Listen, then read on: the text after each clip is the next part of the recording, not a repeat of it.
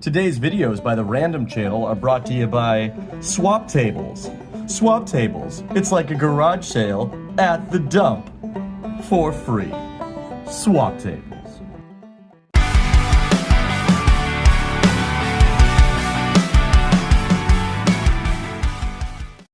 Deadpool and Wolverine trailer dropped yesterday. Yesterday. And if you haven't checked out the trailer reaction Duffy did, take a look at that. It's pretty good, especially if you haven't seen the trailer yet, because you'll see the trailer, you watch him react to it, and you'll get his first takes on it. But I gotta tell you, A, the vulgarity, loving it.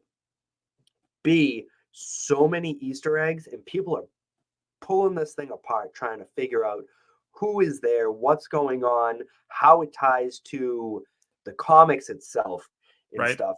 And a couple things that I've seen is when Deadpool and Wolverine are walking kind of down that street with the two storefronts behind them. It's Liefeld's Just Feet, which is kind of a dig on the creator of Deadpool, or the co-creator of Deadpool, not being able to draw feet correctly. The other thing that I've seen is the giant Ant-Man skeleton in the suit isn't the Scott Lang Ant-Man, it's the Hank Pym Ant-Man. And that ties back to the comics because they call it Pym's Folly. And then just like kind of a listing of the people that the mutants that are standing outside of there. One is the lady with the adamantium claws from Lady Deathstrike. X2? Yep, Lady Deathstrike. Yeah. Yep. And Azazel from Days of Future Past. Yep.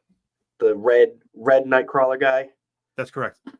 And then a couple other people that I'm like looking at them, I'm like, I don't remember seeing you. We did see I don't remember her name, the one that's all the way to the left. You did see her. I want to say it was either face tattoo. Yes, she's either in. I want to say she's in X3. She's one of the people in the camp. I want to say that. Don't quote me. Do you think she has similar powers to Bishop because of the face tattoo? I'm not 100%. I can't remember what her power set was. I'll be honest. I'm a little pissed at how.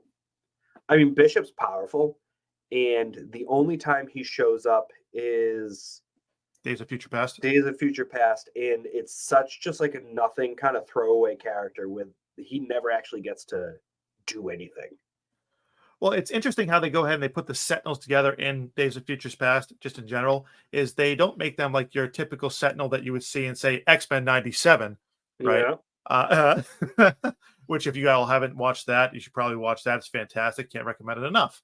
But it's more like they're Nimrods, where they're like an advanced form of Sentinel that you're seeing in Days of Future Past, where they kind of just overload them and they beat the bag out of them, right? It is what it is. But again, getting back to X-Men to Wolverine and Deadpool, or Deadpool and Wolverine, I like the fact that you're looking at a Wolverine that I don't think that anybody else has seen. Just in general. And the fact that he has performance anxiety for Wolverines over 40. That was a good one. Now, that's definitely the TVA, right? Yes. Laying on the floor? Okay. Yep. So we have the TVA there. And then at the end of it, you see the little sparkly swirl. So there is some sorcerer. Yep. You got to think they got that ring. Which they can't imagine either of them know how to use, right? Yep. Or they have some Doctor Strange-ish or Wong that's going ahead and showing them, getting them out of the. As you were saying that, I feel like it's totally a Wong thing to be involved in this. Just kind of like he's here. Wong, I mean, he's everywhere. It's entirely possible that you have Doctor Strange that's reality jumping. And because he's going, because of the last movie, it's entirely possible that that's the case. You also have, you have the possibility that there's a Doctor Strange that's in that dump ground universe just in general. Third Eye Doctor Strange. Yep. I hated that one. So bad. But yeah, no, I'm looking forward to it. It looks like it's fantastic. The fights look great. The sleeveless Wolverine yellow suit looks awesome on Hugh Jackman. Do you think we're going to have the mask at all with the big wings? It's entirely possible. He's just going to be yellow suit, no mask. It's entirely possible, right? And again, I had read this on a rumor mill thing, so this is not substantiated at all. But it's also possible that you're going to see like a Laura Kenny, or I think that's her name, right? X-23, where she actually has the Wolverine like full on actual mask on instead of Hugh Jackman's Wolverine Logan. So it's entirely possible.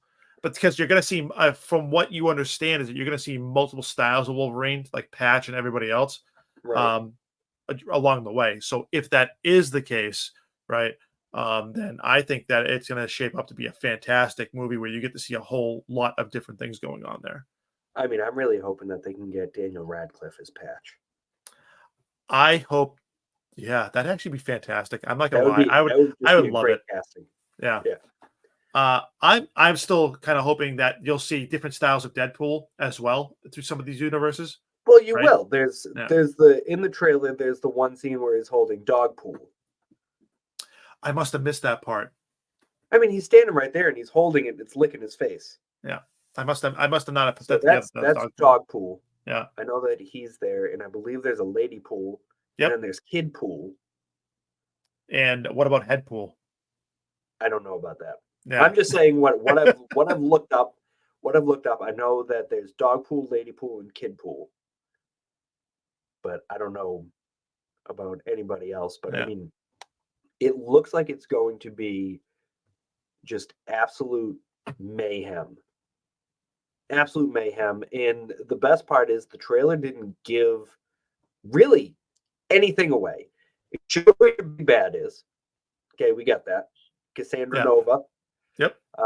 Apparently the evil twin of Dr. Charles Xavier. Yes. So she has similar powers to him, which are on display in the trailer. But again, doesn't really tell you much. You don't know why he needs Wolverine's help. Deadpool, why he needs Wolverine's help. They don't really tell you that. I imagine they're going to prune the universe. You know what I mean? Probably. And are those TVA agents that Deadpool's kicking their ass? Very gory, kind of 2-second scene where he kind of shoots like 3 guys in a row. Right.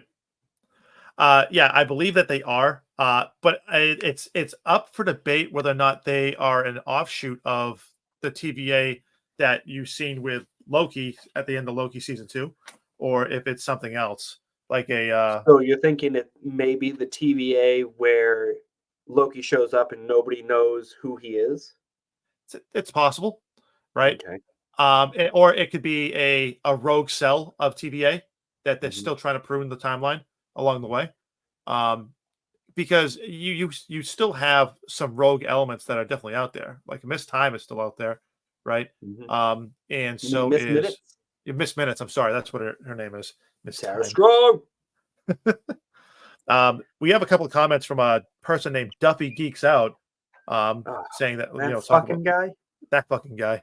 He quotes Lady Deathstrike again when we're talking about the lady with the nails. All right, Lady Deathstrike. And he said Batmite. Batmite? Yeah. What the fuck is a Batmite? I don't know what the fuck a Batmite is either. I don't remember. Now we gotta Google this shit. Duffy, thanks for tuning in. I know that you couldn't be here tonight, and but that's fantastic you tune in. Thank you so much. I know we're doing a fantastic job, and I know that we crush it all the time. So keep at it, kid. Just know that you're in good hands. And Batmite looks fucked. Why do you say Batmite? It's like a tiny Batman. That's a DC thing. Yeah. Are you sure, Duffy? I don't know if I don't know. He's not here to defend himself, so I'm going to say, you know what? Fuck that guy. He doesn't know what he's talking about. Yeah, they're not going to blend DC and Marvel. Are you out of your mind? That'd be crazy.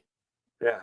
So the other real question I have is, do you think finally Deadpool movies are going to kind of bridge into the actual MC universe?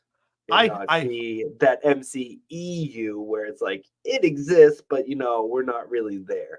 Because I hope so. The I first really do. two, they've kind of been poking and prodding, kind of getting people there. That one scene in Deadpool 2 where they close the door and you have people from the Sony side. Right. I hope so. And here's the reason why I hope so, right? Is that I think that you have a lot of great interactions that you could have with Ryan Reynolds and the actual like Marvel characters. But the ones that I want to see are, and this is again, this is just another buddy cop type of thing, just like this one will be to a degree, right?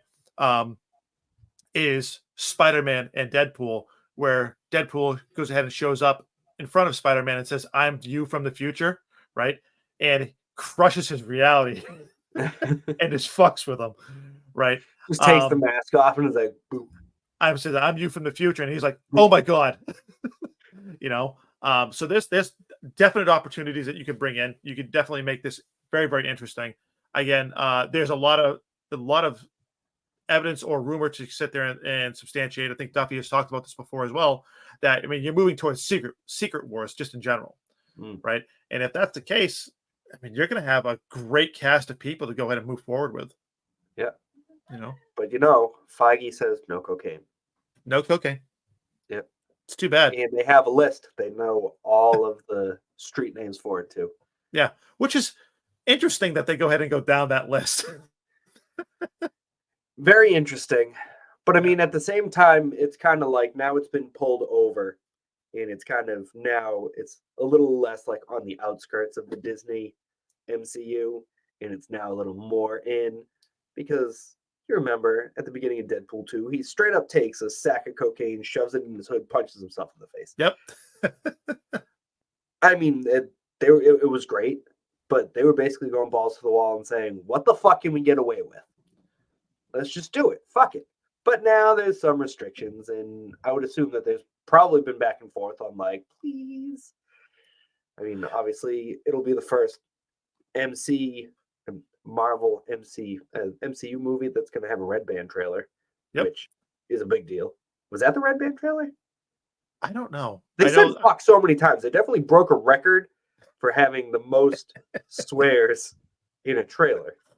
My question would be: Is this going to go ahead and lead Disney to go ahead and make more mature content without saying adult content, because that's not correct? Is it going to lead to them making more rated R content with some of their movies in that, which I think would be fantastic. It would be. It would be a smart move. Yeah. Expanding your viewer base, it would be huge. Yeah. Because now you have, you mostly do Disney movies, where it's like Disney are for the kids. But at the same time, the parents go, you get the money because the parents go because they're taking their kids. But at the same time, like, don't you want to have something that the parents can go on their own? 100%. 100%. That'd be fantastic. Be like, hey, this is a Disney movie for adults. Yeah. Or 3 dad friends can go watch the movie together and then do a live reaction outside. Just saying. The back of Duffy's trunk. In the back of a car. In the back of a car.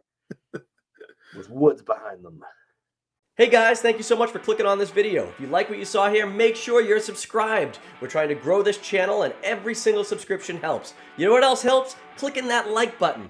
Click that notification bell. That way every single time that we drop a new bit of content, you get notified about it. If you like these conversations and you want to see the full unedited versions of them, make sure you go over and check out the Random Things podcast. We go live every Thursday night, and it gets crazy. We'll probably get canceled before we get too big.